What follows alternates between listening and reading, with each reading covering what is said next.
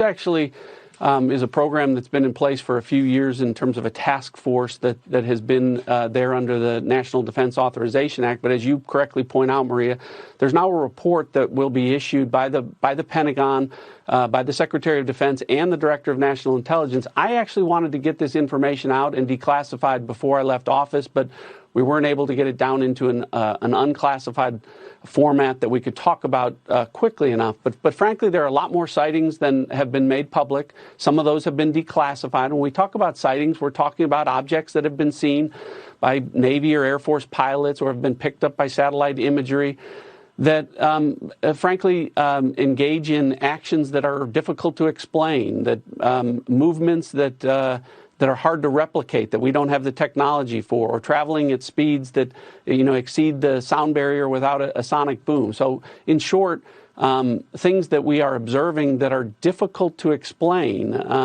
And so, there's actually quite a few of those, and I think that information is being gathered and will be put out in a way that the American people can see. We always, when we see these things, Maria, we always look for a plausible explanation. Weather can cause disturbances, visual disturbances. Sometimes we wonder whether or not our adversaries have technologies that are a little bit further down the road than we thought or that we realized. But there are instances where we don't have good explanations for some of the things that we've seen. And, when that information becomes declassified, I'll be able to talk a little bit more about that. Can you tell us where it was seen? Actually, all over the world. There have been sightings all over the world. And when we talk about sightings, the other thing I will tell you is it's not just a pilot or just a satellite or some intelligence collection. Usually we have multiple sensors that are picking up these things.